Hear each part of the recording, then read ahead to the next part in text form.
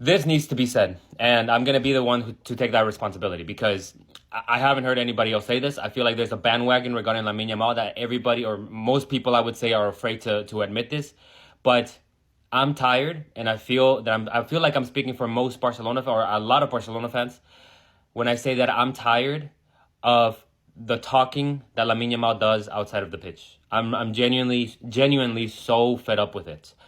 I don't want to see it no more. Especially as a content creator who we have a responsibility to document everything that happens at the club with the players, what they say outside of the pitch, etc. I feel like I can speak for most content creators when we say that we are all tired of Lamine Yamal doing all this talking outside of the pitch. I hate to be, to compare him to other players, but if we're being genuine and honest, this is just going to lead to his own downfall, doing all the talking. He needs to stay focused on the game. He needs to get off his phone. He needs to stop posting on IG. He just needs to focus, stay fully focused on the game for tomorrow, and then do your football. Let your football do the talking. Stay away from all the social media backlash. Maybe players say things about you in the press conferences. Maybe that's your chance for you to say something as well, but not on IG, right? IG should just be for you and your business, and you shouldn't do any talking. There's no reason to add additional drama. There's just no reason for it. I'm tired of it, and I feel like most of you guys are also tired of it, and I feel like this is going to end up slowly affecting him. It's going to start putting pressure on him, such as today. He only did well for the first 10 minutes, but wow, 10 minutes, big deal. We won 90 minutes of the same thing. We want you to score. We want you to assist. We want you to be impactful. We want to see this Barcelona side win. Because the way that they played today, at this rate, they're never going to win another. They're going to go another decade without winning a Champions League. And I'm a Barca fan. I love this club, but I'm not ready to waste 10 years, so many hours of my time watching Barcelona for them to again mess up, for them to again fail at winning these big games and securing, I don't know, at least one Champions League, dude. One Champions League. But that's besides the topic. I feel like this needed to be said about Lamine Yamal. And I got it off my chest. So that's that. Okay, this needs to be said because somebody needs to explain to me how is it possible that PSG's best attacker today was a left back? Not only their best attacker, but even one man of the match. How is that possible? What type of freedom did Barcelona give him for him to just win man of the match? When is the last time that a left back wins man of the match, by the way? I can't recall. One of our left backs whoever won man of the match. I can't remember that. But this man did it in a Champions League game at Barcelona's home stadium when he was playing against Lamine Yamal, trying to defend him, by the way. This guy's game is defending Lamine Yamal, and he's winning man of the match. Now look, should he have been sent off? I think he should have. He fouled Lamine Yamal on the attack. I think that should have been a second yellow card. I think that was a mistake by the referee. But even before that, he had already been impactful. Maybe the problem lies on the pressuring side. Maybe the problem lies, I don't know, on the defensive side. Maybe playing on a high line. I don't know what it is.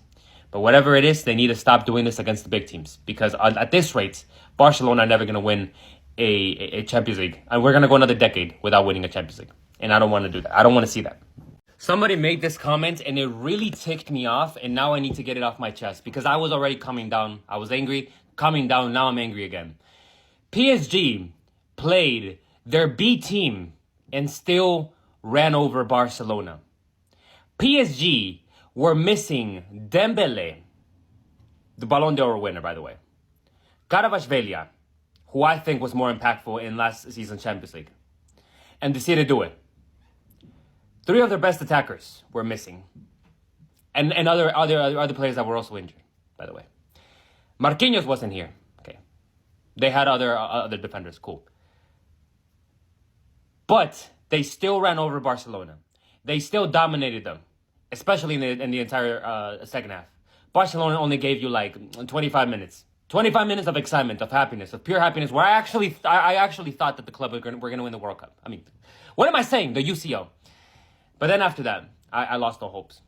It was like minute 65, and I was already contemplating on what I was going to say once Barcelona lost, because that's literally what I thought at that point. I was like, yeah, Barcelona are going to lose.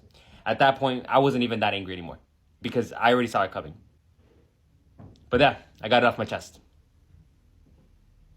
You're telling me that now I also have another reason to be upset because allegedly now it's coming off by Archivo VAR that the VAR made a grave error, that this was actually offside. Apparently, this is the frame that they used for the onside. But notice something peculiar about this. The ball has already left this player's foot. It's already gone. They used the wrong frame. This is the correct frame that they should have done. The moment that the ball begins to leave the foot, or the moment that the foot begins making contact with the ball. And if you draw a line, I mean, you can clearly, from this angle, it seems like the knee is off. That's all I'm saying. Now look, does this erase my anger at Barcelona for the performance? No. It makes me a little more angry, but we still deserve to lose. I'm not making this video as a justification for Barcelona's defeat. I think that the referee made several errors. For example, I think that there was a penalty not given to Eric Garcia in the first half that nobody mentioned. I saw the replay and I was like, it looks like a PK, but just nobody mentioned it. Or like, for example, Nuno Mendes should have been sent off, but he wasn't. And now allegedly, according to Archivo VAR, this should have been offside. That VAR made a grave error. Does it change anything? Not really. I would have still been upset at Barcelona. I guess we would have had 1 point, but other than that, that's it. I don't know.